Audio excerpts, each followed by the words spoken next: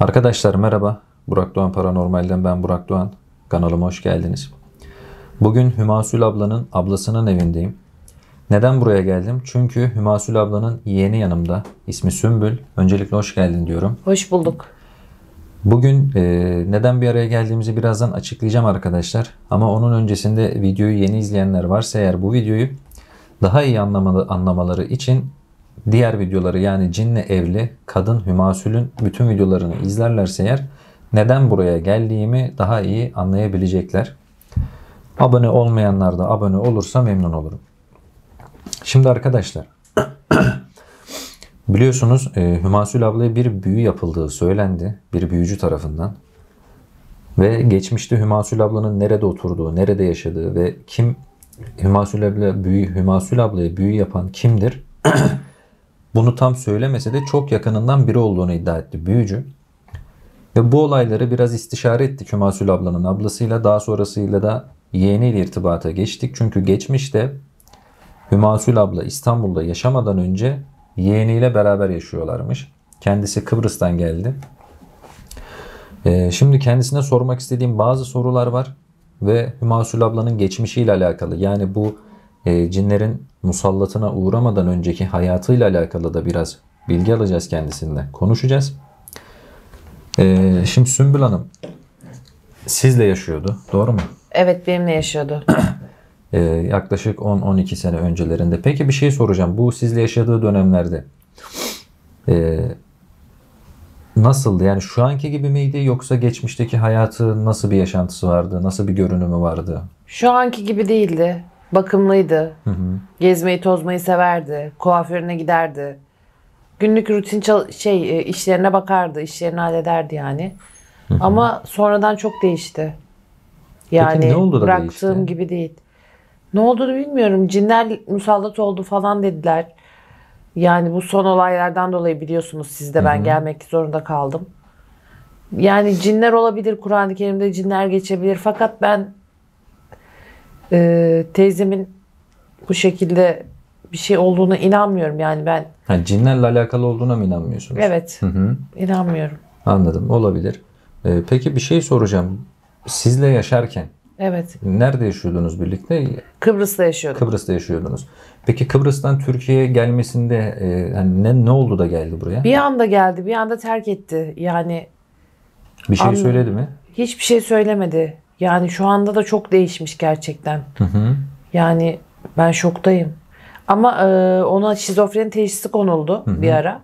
Evet. Tedavi falan gördü.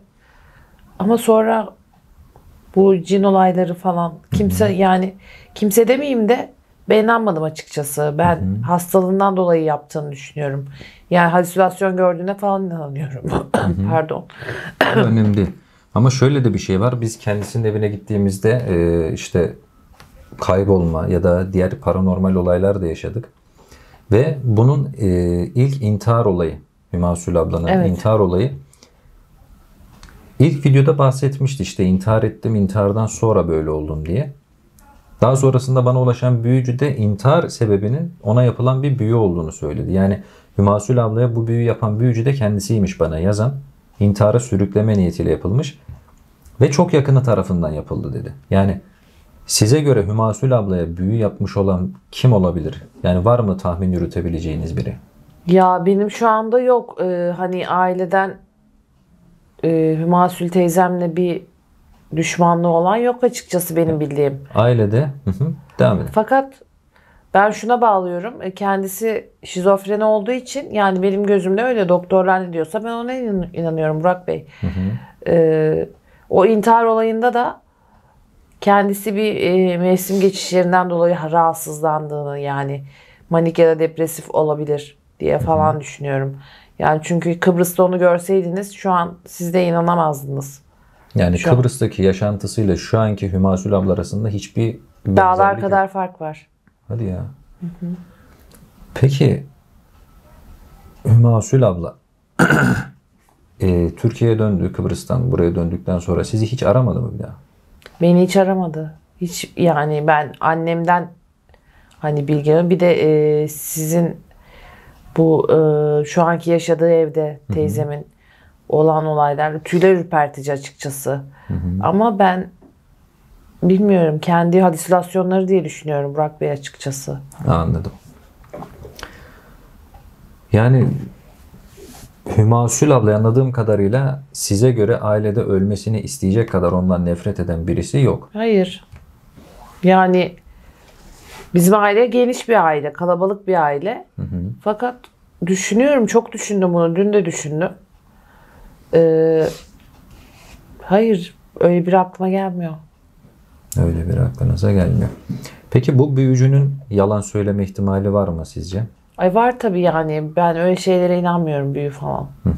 Yani Kur'an-ı Kerim'de geçebilir fakat tabii ki Kur'an-ı Kerim'in sonsuz inancımız var ama bana şey geliyor ya, komik geliyor böyle şeyler yani. Büyü. Ama teyzemde çok büyük değişiklikler var, çok farklı. Yani Kıbrıs'taki teyzemle şu an İstanbul'daki teyzem gerçekten inanılır gibi değil. Peki bu Hümasül abladaki değişiklik büyüyle kaynaklı olamaz mı? Yani ihtimal vermek istemiyorum ben. Anladım. Bir de bir şey daha soracaktım. Unuttum ya. Şimdi Hümasül abla hakkında, şimdi ben de aslında büyücünün yalan söylediğini, farklı bir niyette olan bir insan olabileceğini düşündüm ama şöyle de bir şey var. Şimdi bana ulaşan kişi, büyüyle alakalı Hümasül abla büyü yaptığını iddia eden kişi, daha öncesinde Hümasül ablanın İstanbul haricinde nerede yaşadığını söyledi. Anne baba adını söyledi. Doğum tarihini vesaire falan söyledi. İşte bunları söyleyince de ben adama inandım. Büyücüye inandım. Çünkü bir insan, hani örnek veriyorum, internetten gördüğü videodan yola çıkarak bir insanın geçmişte, işte örnek veriyorum 12 sene önce nerede yaşadığını, anne baba adını, doğum tarihini bileceğini zannetmiyorum. Her ne kadar büyücü de olsa bir insan hakkında bir bilgiyi bu kadar kolay kolay öğrenebileceklerini de düşünmüyorum. Evet, mantıklı. Ama bana söylenen şu: intihar etmesi niyetiyle kan büyüsü yapılmış. Bu kan büyüsü zaten Hümasül abla intihara yeltenmiş fakat ölmemiş. Hala devam mı ediyor büyü yani? Büyünün etkisi işte büyünün Ölene etkisi kadar. devam etmiyor. Büyü tutmadığı için cinler alemiyle arasındaki o perde aralanıyor. O perde aralandığında da cinler aleminden bir musallat gerçekleşiyor Hümasül ablanın üzerine. Bu büyü de tam anlamıyla tutmadığından dolayı büyücü arkadaş 2 tane de kız evladını zaten 1 ay arayla kaybediyor. Yani 1 ay içinde büyük bir hastalığa yakalanıyorlar, böyle ne olduğu belirsiz. Çok büyük kilo kaybına uğruyor kızları ve ikisini de kaybediyor.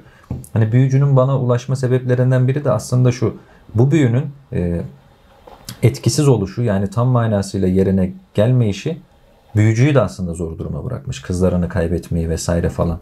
Hani bizim videoyu belki çekmesek büyücü belki yine bize ulaşamayacaktı. Belki Hümasül ablayı bulamayacaktı. Bilmiyorum ne olacaktı, nasıl bir yol izleyecekti. Ama ben şunu da merak ediyorum. Yani Hümasül ablanın mesela geçmişiyle arasındaki şu anki yaşantısı arasında çok fark var dediniz ya. Mesela en belirgin fark nedir? Yani geçmişteki Kıbrıs'taki Hümasül ablayı buraya koyduğumuzda şu anki Hümasül abla arasındaki en belirgin fark nedir mesela? Çok şu anda çok korkmuş bir durumda olması. Kıbrıs'ta çok bakımlı olması. Kapalı değil de açıktı. Hümasül abla açık Saçlarını mıydı? boyatırdı tabii. Bakımını yaptırırdı her ay. O ve nasıl diyeyim, şu an çok korkmuş vaziyette, bir şeylerden korktuğu çok belli yani. Onu korkutan bir şeyler var ama ne olduğunu anlam veremiyorum gerçekten. Yani size göre Konuşkandı. hastalıkla alakalı. Ben hastalığa bağlıyorum yani. Açıkçası ama tüylerimi ürperten bir şeyler de var. Yok değil diyorsunuz. Peki sizin bu süreçte Hümasül ablanın Türkiye'ye döndükten sonraki sürecinde bugüne kadar herhangi bir olay yaşadığınız oldu mu hiç? Sıkıntı mı? Ya böyle paranormal bir olay olur, doğaüstü herhangi bir şey. 6. hissi kuvvetliydi. 6. hisleri kuvvetliydi o zamandan beri. Bir şey olmadan önce bir olay mesela, kötü bir şey olacaksa onu 5 dakika önceden hissederdi. Hümasül abla. Evet. İyi bir şey olacaksa da onu 5 dakika önceden hissederdi. Bir heyecanlanırdı. Sonra çok güzel bir olay yaşardık. Kötü bir şey olacağı zaman da 5 dakika önceden hissederdi. O zaman da gerçekten küçük küçük felaketler olurdu yani. Bir de şöyle bir şey geldi aklıma. Hümasul abla hiç evlenmemiş. Daha önce hiç evlenmediğini söyledi ve cinler aleminden Kahim'le evli olduğunu ve onlardan 3 tane de çocuğu olduğunu söylemişti. Acaba şunu da aklıma geldi. Hani şizofreni teşhisi konulan birisi hiç evlenmediğinden dolayı acaba kendi hayal dünyasında bir eş, bir çocuk yaratmış olabilir mi? Yani Gibi ben bir düşünce. evet, ben ona inanıyorum açıkçası ama İşte ama burada ince bir çizgi var burada. Yani gerçekten videoları izlediğimde işte yaşanılan olaylarda bu düşünceyi biraz hani nasıl söyleyeyim, bu düşünceden sıyrılmamızı sağlıyor. Hani böyle bir düşünce geliyor aklımıza ama evinde yaşadığımız paranormal olaylar, evet kameraya kaydettiğimiz olaylar, Evet, ben de Hümasul izledim. ablanın yaşadığı olaylar falan. O zaman diyor ki insan bu ne? Çünkü oraya 3 tane hoca da götürdük. 1 aylık, 1,5 aylık bir tedavi süreci yaşadı. Ve hocaların söylediği de hep birbirine benzer. Yani biri birinden bağımsız bir şey söylemedi. Hepsi de Hümasula ama üçünün de tek ortak özelliği büyüyü falan göremedi hiçbiri. Ve büyücünün de söylediği büyüyü görememe sebepleri şu cümleyi kurdu. Onlar da insan, Allah değiller, her şeyi görecekler diye bir şey söyledi. Çünkü Kahim gizliyor büyüyü dedi. Ve zaten EVP cihazında geçen hafta mıydı, ondan önceki hafta mıydı? Cinler aleminden düğün de dinletti bize Kahim. Şimdi diyorum ki şizofren bir hasta tüm bunları şizofrenik bir vaka olarak karşımıza çıkarıyorsa ama diğer yaşadığımız paranormal olaylar ne peki? Bu da kendi yapabileceği bir şey değil sonuçta. evet değil. Şimdi ikisi işte birbirisi Tezatlık arasında var. aynen öyle çakıştırıyor. Hangi düşüncenin peşinden gideceksin diye soracak olursanız eğer, gördüklerimin, yani gördüklerim burada paranormal daha ağır basıyor. Tamam. Tıbben teşhis şizofren olabilir ama şöyle de bir şey var. Cinlerin zaten sebep olduğu hastalıklar şizofrenik, kanser, epilepsi, SARA bu gibi şeylere sebep Evet, olabiliyorlar. bipolar. Aynen öyle. Ya bunlara sebep olabiliyorlar. Hümasul abla da intihardan sonra şizofreni teşhisi konulduysa demek ki intihara beni cinler sürükledi dediği yer doğru olabilir. Çünkü intihara cinler sürükleyip onu şizofrenik hasta Yani yapmış olabilirler. aslında Burak Bey, pardon sözünüzü kestim de, Estağfurullah. ben %50 şeyim yani. Kararsızım yani. Ya inanıp inanmamak Ben arasında. inandık. Hayır. İzledikten sonra videoları %100 ben şizofren olduğunu düşünüyordum. Hı hı. Sonra videoları bölüm bölüm izledikten sonra, tabi biliyorsunuz ben hemen buraya apar topar geldim sizle iletişime de geçtikten sonra. Videoları izledikten sonra %50 yani %50 şizofren mi? %50 gerçekten bu paranormal mi diye. Yani ben de 2 gecedir uyuyamıyorum bunu düşünmekten. Düşünmekten. Evet. Anladım. Yani bence benim tahminime göre bence bu intihar sonrası yaşanan şizofrenik olay zaten şizofreni hastalığı şu an devam etmekte. Ama şizofren olmasına sebep olan bence işte bu büyü ve uğramış olduğu musallat diye düşünüyorum. Kendi şahsi görüşüm. Ben çok endişeleniyorum teyzem için Burak Bey. Hani her şey bir yana, onu nasıl kurtaracaksınız? Kurtarabilecek misiniz?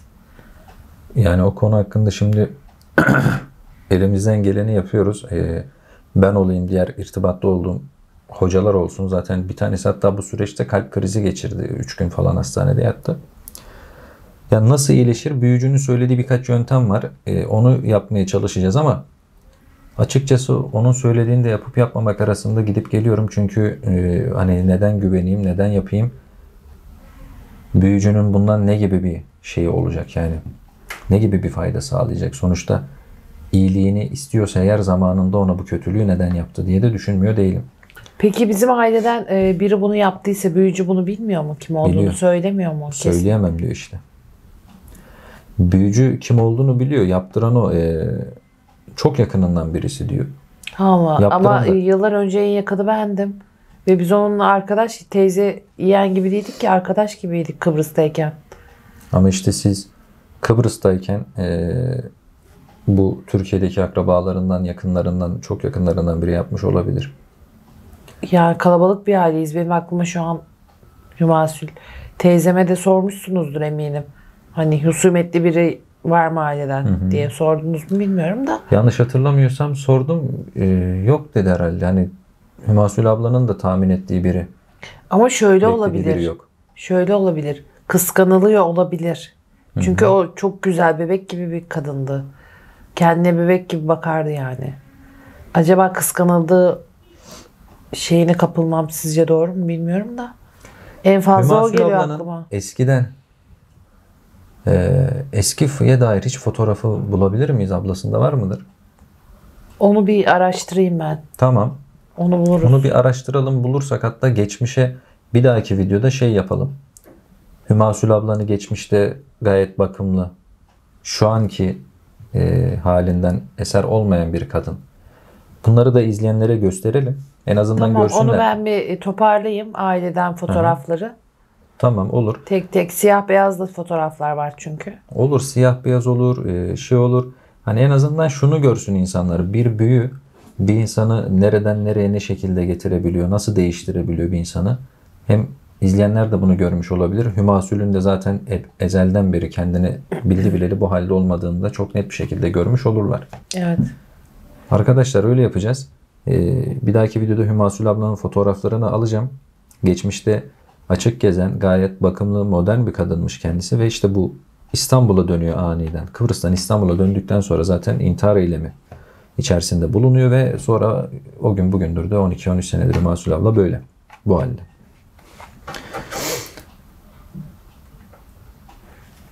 Şimdi nasıl yapalım? Bir dahaki videoda mı? O zaman ben haftaya bir daha video çekmeye geleyim. Tabii. Siz o ara Hümasül ablanın geçmiş fotoğraflarına ne kadarına ulaşabiliyorsunuz? Onlara Onu ben ulaşın. elimden geldiğince hızlı ve iyi bir şekilde toparlayacağım. Tamam. Çünkü diğer teyzelerimin de yanına uğrayacağım. Bir tane teyzem var. Bütün ailemizin fotoğrafları, en eski fotoğrafları bir tane teyzemde. En büyük teyzemde. Onları toparlayıp size ulaştıracağım Burak Bey. Tamam, olur. En azından insanlara da bir şeyleri gayet güzel bir şekilde göstermiş oluruz.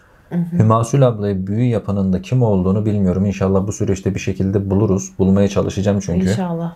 Ve elimden geldiğince de Hümasül ablaya yardımcı olup içinde bulunduğu durumdan en azından şizofrenden olmasa da bu cinler alemiyle olan arasındaki perdeyi artık kaldırmamız mı lazım ya da yok etmemiz mi lazım diyeyim. Yani aralarına bir çizgi çizeceğiz inşallah. Sona ersin artık bu. Yani bence de ermesi gerek. Videoyu bitireceğim. Eklemek istediğiniz bir şey varsa buyurun. Burak Bey her şey için çok teşekkür ederim. Yani Ben teşekkür ediyorum. sizin Kıbrıs'tan sayenizde geldiniz. evet, sizin sayenizde geldim. Yoksa teyzem de artık hani İstanbul'a geldiğinden beri bir iki defa beni aradı. Ben onu bir iki defa aradım. Kopukluk oldu yani. Sonra sizin kanalınız, işte izlediğim videolar falan. Sonra sizin ricanızla buraya kalktım geldim. Teyzemi hiç iyi teşekkür görmedim. Umarım bir doğru yol bulur. Onu bu hengameden kurtarırsınız. İnşallah. İnşallah. Arkadaşlar videoyu izlediğiniz için teşekkür ediyorum. Bir dahaki videoda yine Sümbül Hanım'la biraz daha sohbet edeceğiz ve geçmişte Hümasül ablanın fotoğraflarını da sizlere göstereceğim. Bulabilirsek yani net şekilde görünen fotoğraflarını ve bir insan üzerinde yapılan büyüden sonra ne kadar değişime uğrayabiliyor, hayatı nasıl alt üst olabiliyor, bunları da daha iyi bir şekilde görmüş oluruz. Videoyu izlediğiniz için tekrar teşekkür ediyorum. Abone olmayanlar abone olursa da çok memnun olurum. Hepinizi Allah'a emanet ediyorum arkadaşlar. Görüşmek üzere.